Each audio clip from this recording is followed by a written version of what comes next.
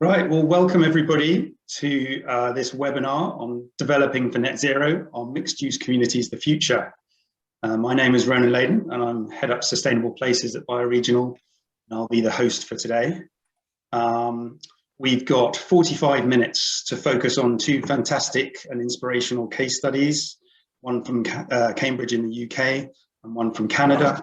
And we're going to focus on those we're going to have a short presentation from each of our guest speakers who I'll introduce in a moment. And then we're really cramming as much time in as possible for some discussion and conversation, both to get as much learning as we can from these case studies and also from any participants and your own experiences. So we do encourage you to prepare questions and post them in the chat, and then we'll be asking those questions of our participants. So please say hello as someone has already done. That's brilliant. So I'd just like to introduce and thank our speakers. So we have Olaide Oba, Director of Partnerships from First Base in the UK. And we have Alex Spiegel, partner from Windmill Development Group in Canada. And we're going to have a short talk from our co-founder and chief executive of Bioregional, Sue Riddleston. So looking forward to hearing what everyone has to say. And we're very pleased to say that both these schemes have been using the One Planet Living approach. And so it'd be great to get some context and understanding of what that means and the context behind it. So to kick off with, I'm going to pass over to Sue Riddleston to give us some of the context. Thanks, Sue. Thanks, Ronan. Welcome, everybody. I'm just going to say a little bit about One Planet Living and the need for to design for sustainable living. And it's a really big year this year. We're in a climate and ecological emergency, as people around the world have begun to realise. And the Intergovernmental Panel on Climate Change have told us we've got to halve CO2 emissions globally by 2030. I'll just say that again. We've got to halve CO2 emissions globally by 2030. So governments are stepping up to the plate. We've got the COP26 this year, and in the UK where we're based, there have been some bold commitments made even recently about 78% reductions by 2035 on net zero, and policies coming out on the new build sector, including no fossil fuels in our new homes from 2025. And governments around the world are mobilising, and the financial sector is moving seriously fast too. And yesterday, I was just thrilled to see that 160 banks and financial institutions from 23 countries with more than 70 trillion of assets have pledged to cut their greenhouse gas emissions and ensure that their investment portfolio aligns with the science on the climate. And it's funny because I've been talking with a major bank and we're seeing this playing out in the real world already. So we've got a meeting lined up with them because they're quite interested in giving us discount construction finance for net zero sustainable projects. So against this backdrop, at the same time, we're seeing the decline of our high streets, which has been exacerbated by the pandemic. But also we're seeing a strong desire, again, perhaps inspired by the awful pandemic that we've been living through, for more community. And if we're going to enable zero carbon sustainable living, it's got to be about how we live and so much, much more than just net zero buildings. Carbon's part of our lives. It's embedded in all of our day-to-day activities. We're all consuming too much and using too much carbon, such that if everyone lived the average European or UK lifestyle, we would need 3 planets to support us. And we can look at that whole impact, where the impacts arise, and we need to address that in the communities that we create. So from the construction materials, obviously home energy, but also sustainable transport, thinking about how we make it easy for communities to share things such as we do here where I live. And there's so much the built environment sector can do to help, and it's something I've been championing in these recent UK policy discussions. So for example, location near to frequent reliable public transport, cycle facilities, a place to put your bicycle securely inside the front door, which I have, the right density to support a mixed-use neighbourhood, and with the everyday facilities we want within a 15-minute walking distance. So the shops and the schools, and post-pandemic, working at home, there's going to be even more of a desire to have those mixed-use communities where we've got everything we need where we live. So there is such an opportunity to reimagine the high street, and that's something that we're working on with UK's flagship Oxford Street and also the Baker Street in London. The business improvement districts there are using One Planet Living, and it's something that we're also championing with Good Design Gurus Create Streets. So design for sustainable living, which by its nature means a more mixed use approach, is at the heart of the One Planet Living framework. And that's based on 10 principles which are easy for everyone to understand and take action on. And I've got a slide, picture of Bedstead, in case you haven't seen it yet. So that's where I'm speaking from. And on the next slide, you can see how it's just this general approach that we need to take if we're going to make it easy for people to do the right thing as we design communities, and a bit more difficult to do the wrong, unsustainable thing. And on the next slide, you can see the One Planet Living framework, which is freely available for anyone to use. We have lots of resources on our website. We have a digital platform you can use in training. And obviously, we also work with developers, and as developers ourselves, applying and using the framework, and in fact with companies such as B&Q and local authorities. So since we launched One Planet Living in 2003, or hot on the heels of Bedstead, it's been used in 30 billion of development around the world, including by Windmill in Canada and First Base.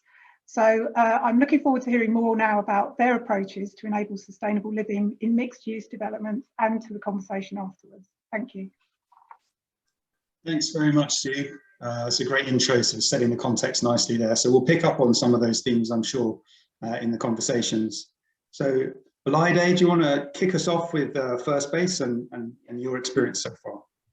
More than happy to. Thank you so much for the opportunity to join this this afternoon, or this afternoon from the UK, I guess. I suppose for us, we are a mixed-use developer. Our focus is on towns and cities where we can create mixed-use places.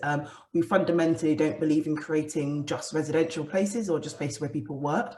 We think actually by bringing those together, we create proper sustainable places. Importantly for us, those urban spaces are, we think that's how people want to live, and they help us actually improve our, help us get closer to achieving our kind of climate targets. We currently, as a business, we currently work in places like Milton Keynes, we work in Cambridge, we work in Brighton, Bristol, and also in London. We've worked in urban cities for the best part of 20 years now. I suppose this slide is just to say, you know, our focus is on people. Sometimes in our industry, we forget that the most important people and the most important aspect of development is people. People have to occupy the spaces, they have to work there, live there, enjoy themselves there.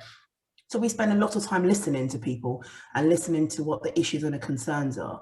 And in all the cities that we currently work in, they've all declared a climate emergency. And most of that has been driven by people. It's been driven certainly by local residents, local businesses, people who are saying, we've had enough, you know, we've got to make a change, we've got to make significant change, and the time is now. So, you know, if you're not listening, you have to listen, because it's very much, you know, on the agenda, and it's what people want to see. And next slide, please. I think as an industry, sometimes we are ignorant and we can forget that that's really important. And I think for us, I intentionally used a lot of campaigning placards in my slide, because actually it is about nature. Our starting point is always about nature, because we work in urban locations, which are usually, you know, nature has been driven out of the places we work in. We work in very dense, urban, quite, you know, busy environments. We've got to be much more creative about how we introduce nature back into those places. And that's challenging. It's challenging, and it's not cheap. So we've got to take it, you know, we've got to start with a principled perspective to think about how do we do it. And I'll talk about that shortly when we start to talk about Devonshire Gardens, which is our scheme in Cambridge. And I think for us, it's really important to start there, because that's one of the biggest issues. We know, working in towns and cities across the UK, you know, it's been driven out, and we've got to make an impact and do better in everything that we do. Okay, next slide, please. And I suppose the next really key principle for us is about emission free, and really committing to being gas free, really committing to, and that's been a challenge, but actually, whether it's legislation driven or not, it's something that we have to do. And we've made that commitment across all our schemes: no gas, all electric throughout. And also, importantly for us, working in city centres, is being car free. We think the days of, you know, relying or building car parking spaces when you're in an urban city centre or town centre, it's just gone. I mean, why are we still doing that? And you know, of course, we understand that some people need, with accessibility needs, will need cars, but that doesn't mean we have to have dirty cars. So we'll only support, if we have to support cars, we'll only support green cars or electric cars. And that's a challenge. You know, sometimes we go into local authorities who say, you've got to build car parking spaces or else we won't give you planning. And we've got to be really principled and say that just doesn't work anymore. And we, you know, we're very principle driven as a business, and we'll have those arguments and really push for only green cars across our schemes. Next slide, please. And I suppose into our scheme, we've got a scheme in Cambridge, which is minutes from the train station. It's a 2.5 acre site, and we took a decision. As I said, we started with nature. A third of our scheme is homes, a third of our scheme is commercial space, and a third of our scheme is parkland. We're creating a new park right in the middle of, right in the centre of Cambridge city centre. And as I said earlier, and that's a difficult decision to make for many people, because obviously we could develop this site, make it really dense and make a lot of money out of it. But actually for us, when we start with that perspective, we've got to deliver proper nature into the city. Now, when I say nature, it's about proper public space, you know, proper mature trees, and really thinking about what does that mean from a local resident. Back to when I said we listen to people. You know, we're net increasing biodiversity by 40, you know, it's significantly increasing biodiversity here. We're significantly listening to what people actually want to see, because I think trying to cut through the sustainability message can be difficult when we're speaking to real people on the street. So we start to talk about, on this scheme, we're delivering sustainable food planting, so local people can come in, plant food, and learn how to grow food, you know, the whole farm to plate perspective. It's really interesting. We're putting in bird boxes, we're putting in hedgehog habitats. These are really normal things that local people can understand and can really get involved in. So back to that community, getting people to feel part of the community and really understand what it means for them. We are completely, we're not putting any car parking spaces here at all. It'll be car free, importantly emission free, and everything else that we will do, you know, PV, reduction in water, but also important, we are pushing for net zero carbon in operation and in construction. Ideally, from our perspective, we want to go timber, but we know that it's difficult at the moment with legislation. So we're looking at how can we reduce our construction carbon during construction. We're working really hard to do that. And I suppose my last point is about how we've used the One Planet Living framework. For us, it's about really, it's been helpful for us to communicate with everyone, from local residents, local businesses, to councillors, to the council, because we can talk about it from a really human-centric perspective. This is not about over focusing on the targets, it's trying to focus on actually what are the human elements of this? How do we make this relevant to normal people as they go about their daily lives? And how do we start to help that behaviour change that we need as we develop the scheme, if we start to live there and work there over many years to come? So that's been really helpful for us, and we're still working through that, and we find it really helpful to us in our process. And as a result, actually, we're now implementing it throughout all our developments. So I probably don't need my last 2 slides. It's fine. I've talked through them. Thanks so much, Elida. That's great. And I can see some questions coming in. I'm sure there'll be more. And just to reassure everyone, we will get to those. What we're going to do is switch over to Alex Spiegel from Windmill first and hear a perspective from Canada. And then we will fire a few questions over to the speakers and then open it up to everybody. So please do keep those questions coming. Alex, over to you. Thanks very much, Ronan, and good morning. Good day, everyone. It's morning here, but obviously not everywhere around the world, and not in England.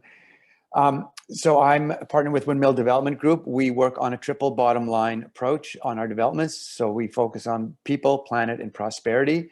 And the One Planet Living framework has kind of beautifully meshed with the way we look at at new development projects, and we've been using it both on our infill projects as well as our larger community scale projects. I'm going to talk briefly today about one in the city of Guelph, which is a mid-sized city near Toronto with limited resources. They've been trying to build a public library there for over 14 years and weren't able to do it.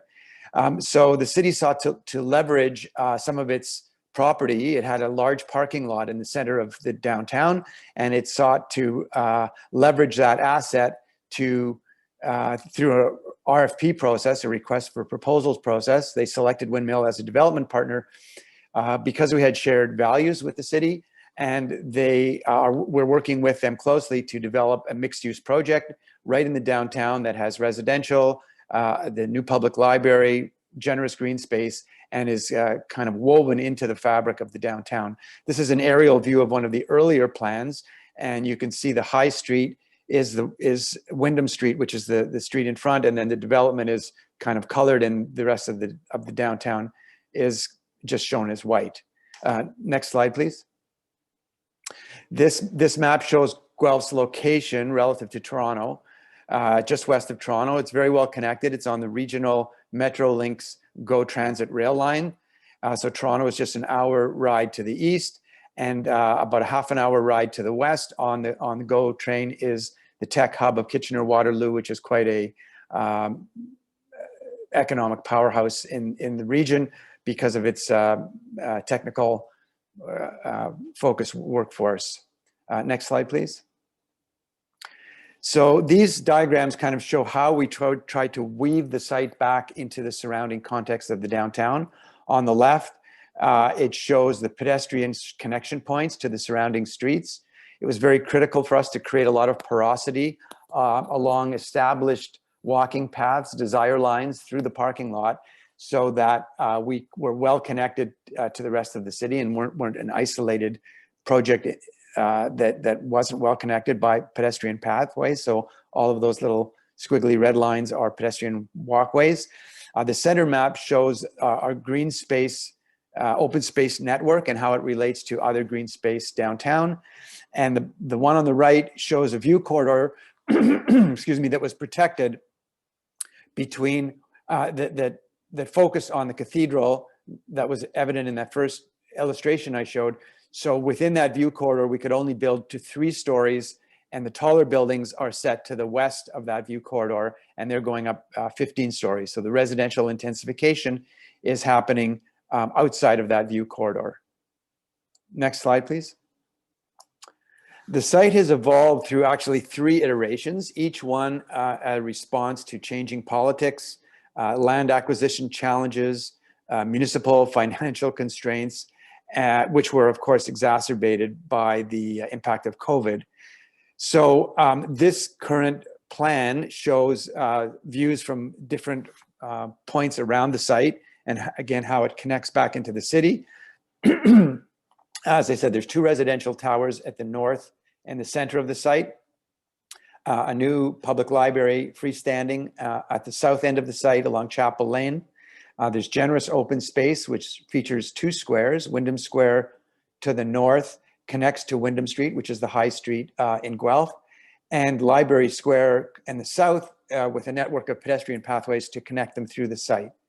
Also, the revitalization of the surrounding streets, Baker Street on the west and Chapel Lane on the south.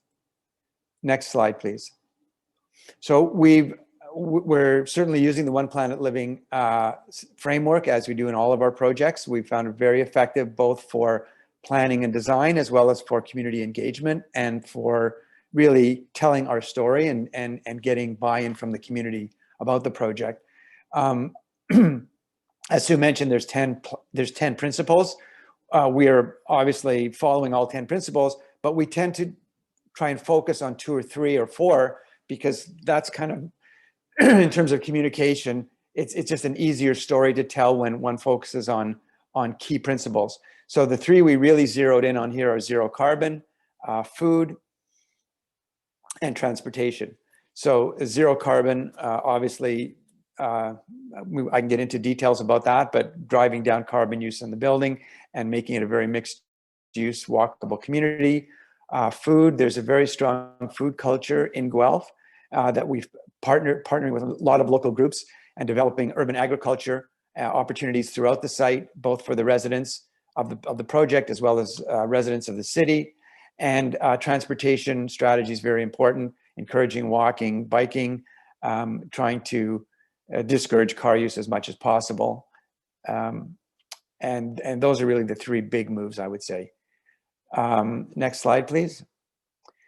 So some brief lessons that we've learned in doing this and are still learning, because the project, as I mentioned, is still evolving. It's at the stage now where we're just getting our master plan approved by the city, and then we'll start into detailed design shortly. It's important to have partnerships. In this case, it's a municipal entity and a private developer with a partnership. It's important to communicate impact. Triple bottom line is our core value. How do we communicate that through the One Planet Living framework to the public? Very important to stay flexible. There's been many changes to this project along the way, and the One Planet Living, I would say, has been our rudder through the stormy seas that we've had to navigate. We've maintained those principles, even though the design itself has changed to respond to changing conditions. Synergies in a mixed-use project are obvious. One can optimize synergies with mixed use just by sharing of resources and encouraging a healthy mix. Listening to community is very important. We had 4 community engagement meetings on this project. This photo illustrates one where we've illustrated all the One Planet Living principles on the boards around the outside, and the community came and helped us prioritize which of the principles were most important to the community, and within which principle, what strategy was the best way of getting to achieve those principles. So it was a very good kind of feedback loop that we were able to develop with the local community using the OPL framework as our communication tool. And finally, demonstrating value. I mean, it's always costs a bit more money to do these things, so one has to find value in making a better project and monetizing those things so that people understand that the total value proposition is positive. So I'll end there, and I'm sure we can get into questions and talk about things in more detail later. Thank you.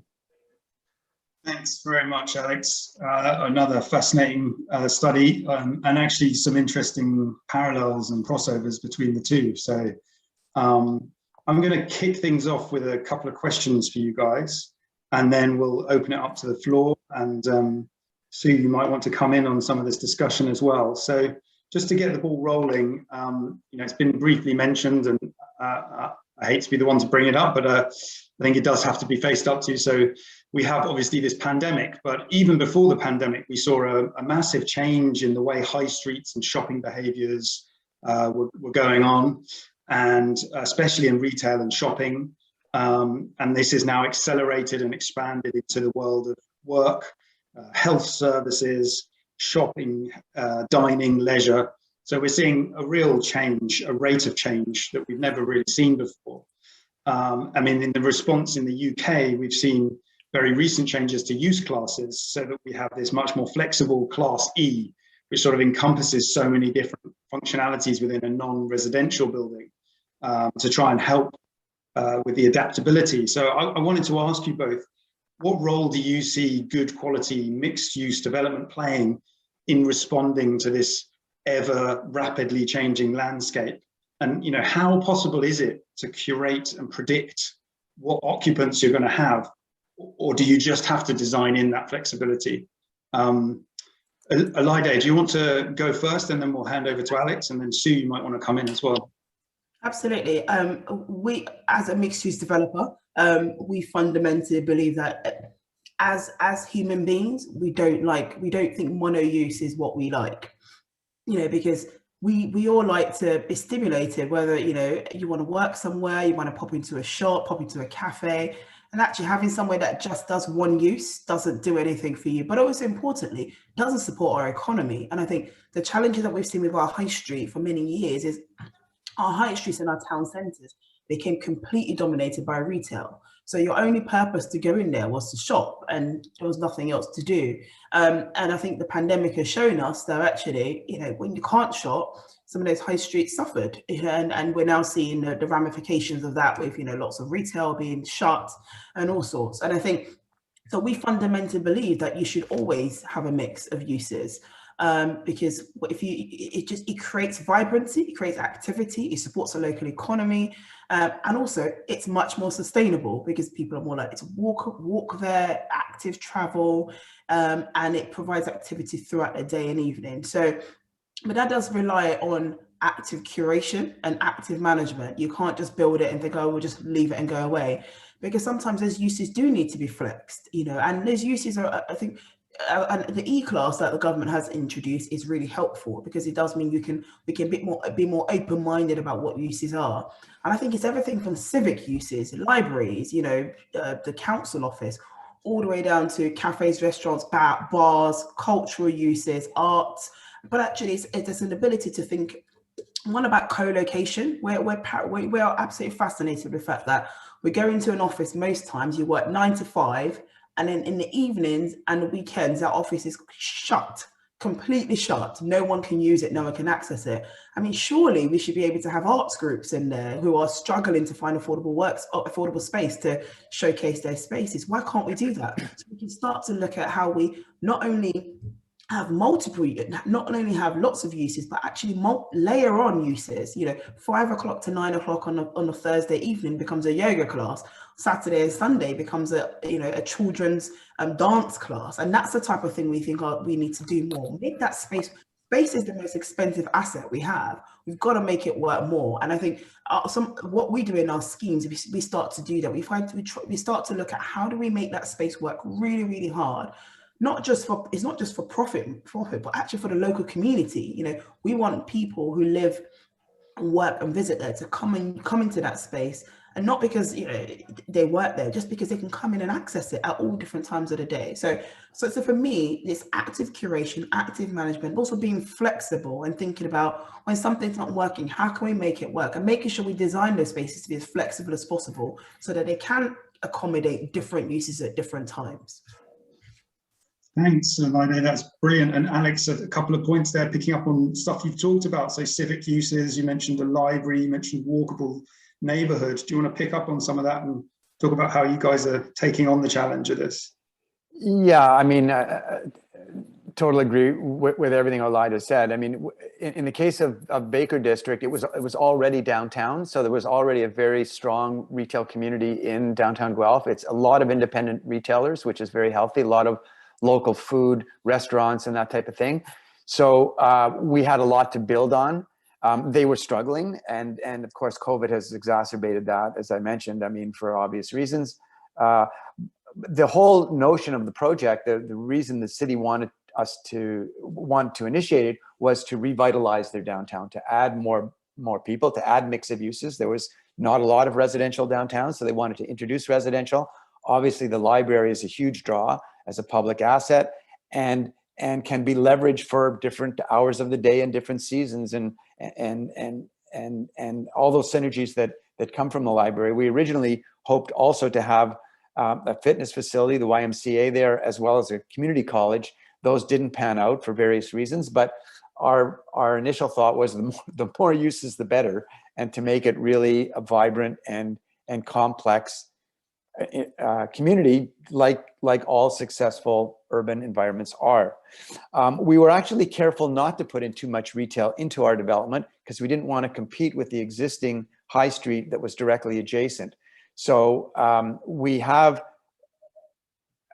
I would say, we have considered our storefronts, and where some are retail that will be curated with, we hope, food-related uses to supplement the urban agriculture that's on site. But we didn't want to have too much retail, again, because we didn't want to jeopardize or sort of cannibalize the existing retail along the high street that was already there. And really, we wanted to add to it, but not compete with it. That was very important. Design flexibility, as Laide mentioned, is very important. Our ground floor space has very high ceilings. and column space, not shear walls. In other words, it's flexible to design so that it allows for a myriad of uses. We're also looking at kind of live work uses on some of the ground floor spaces as well. And as the project evolves, we hope that those ground floor spaces will be able to evolve over time. Flexibility is the key because one can never really predict the future, as we've seen over this past year. Certainly, and so there are some really interesting ideas around how do you build long-term projects but adapt to the changing landscape, and you just have to remain nimble. But Alida, I think it was a really good point about the curation, and you can't just come up with a box and walk away. You really have to sort of long-term manage that space. Sue, did you want to come in on some of those points, because you raised these in your intro? I did. I really agree with that point about flexibility and curation.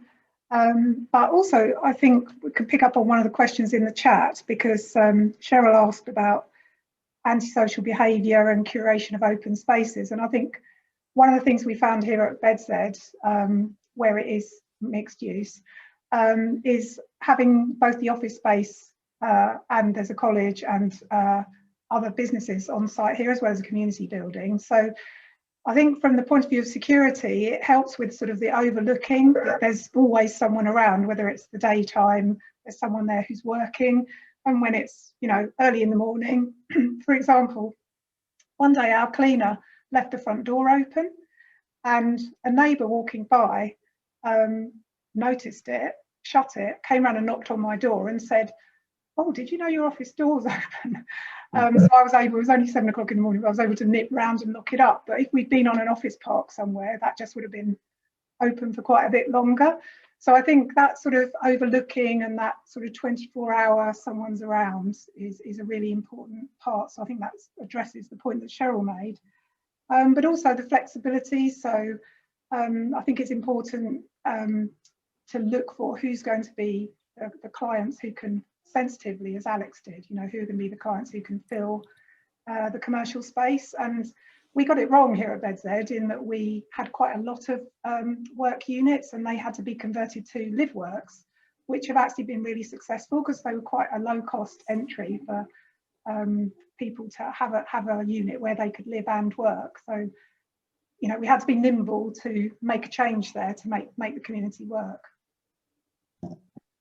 Thanks, Sue. That's some really good sort of specific anecdotes of exactly the sorts of synergies that can come across when you have this mixed use approach. I've just got one more question for you guys, and then we'll see what's out there. Julia's going to let us know what everybody has to say. So I just, you know, sustainability awareness has obviously continued to rise up the public agenda. Melida, you were pointing out all of those great banners are an example of how important this is to people. And we're seeing that pressure put onto companies and occupants. So we are seeing leading companies and occupants seeking out premises and locations with robust green credentials. But it's also a really confusing area. There's a plethora of certifications and competing definitions. So I just wanted to ask you guys, you know, the first obvious question is, you know, how do you create the business case for taking the sustainable approach that you're taking? It's wonderful that you're doing that, but we know you are commercial operating companies. So how do you build the value from what you're doing? And secondly, how do you cut through that complexity and get your message out when it's such a confusing picture? Alex, do you want to go first, and then we'll go to Alida? Well, I have to give a real pitch to the OPL framework. Really, we've used that as we found it a great tool to communicate what we're trying to do. There are many systems out there.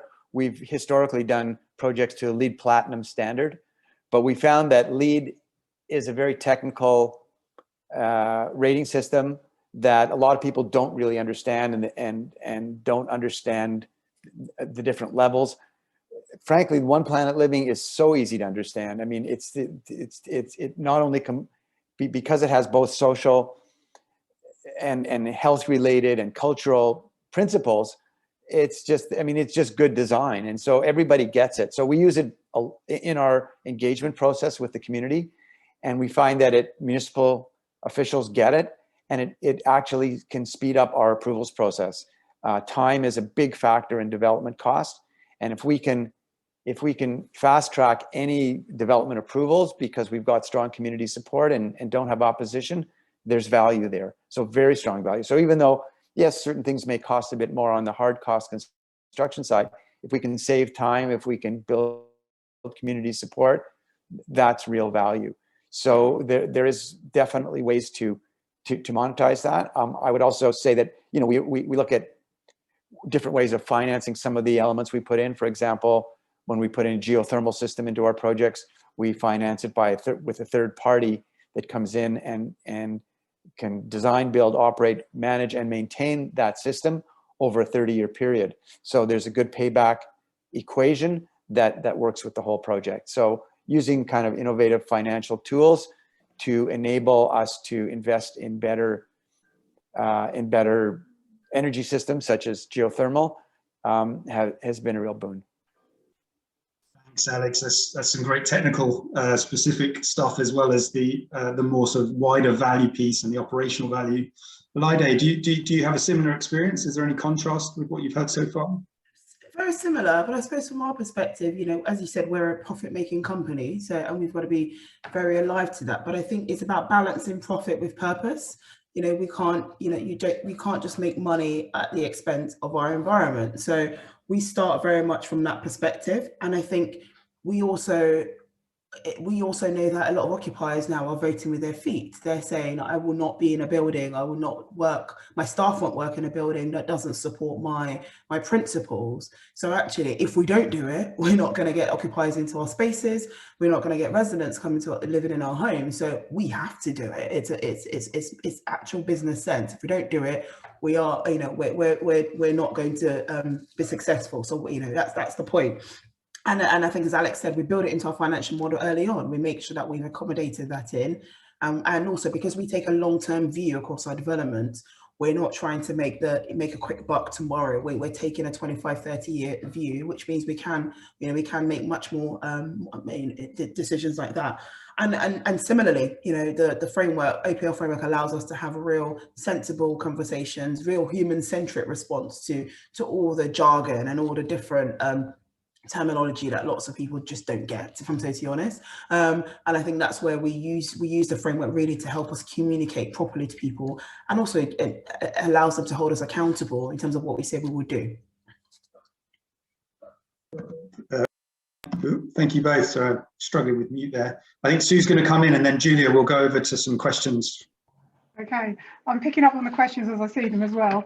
I just want to say that on One Brighton, which was a project that Bioregional Properties developed with Quintain and Crest, it sold twice as fast as comparable developments at the time.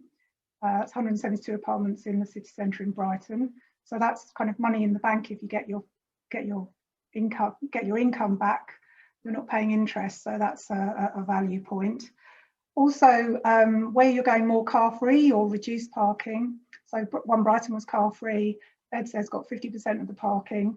You can create more value on the land. You can either create value by having more green spaces or amenities, which will help to sell the project. And I think one of the reasons One Brighton sold so fast was because it looks so nice, you know. People sort of have that different feel. With a lovely mixed-use community, there's a feel about it that people gravitate to. And there was a question about the leases asked. How do you, if you want aligned retail spaces, can you include it in the lease? So in Village Nature Paris, which is a project that used One Planet Living, it's a Euro Disney Centre Parks. You can go and have a One Planet holiday there. They use One Planet Living, and they did seek out retailers who would follow One Planet Living, and they did include some requirements in the lease. So when we went there, we were able to get our organic local food without too much packaging, for example, and sort of healthy, wholesome activities they brought into the development as well, and it gave it a really different feel, which I think will make people come back and back again because it was so refreshing and interesting, as well as having zero carbon swimming pool. What more could you want? Thanks, Sue. Plug it, a little plug there for when things open up and we can all go on holidays. And Village Nature is definitely a place worth visiting. Julia, do you want to put up some of these questions?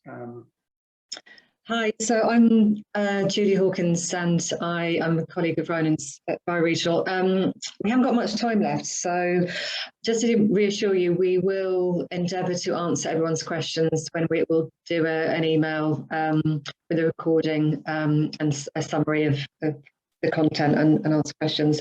I think a key question was about someone who asked, how do we break the deadlock of public land being valued only for the highest sale price realisation? How do we break out of that deadlock? And then there's a couple of specific questions. One for Olaide, do you have any examples? Are there any living examples of that layered approach to building use? And then one for Alex, from an engineer in Toronto, who asks, what's your approach to driving sustainable initiatives in places that aren't quite as forward-looking as Guelph and Toronto? Olaide, do you want to go first, and then we'll go to Alex? Yeah, we struggle. Local authorities do have to get best value, and we're constantly pushing for the decision making about who to work with to be much more balanced, to look at social value as long as that environmental value, not just best price.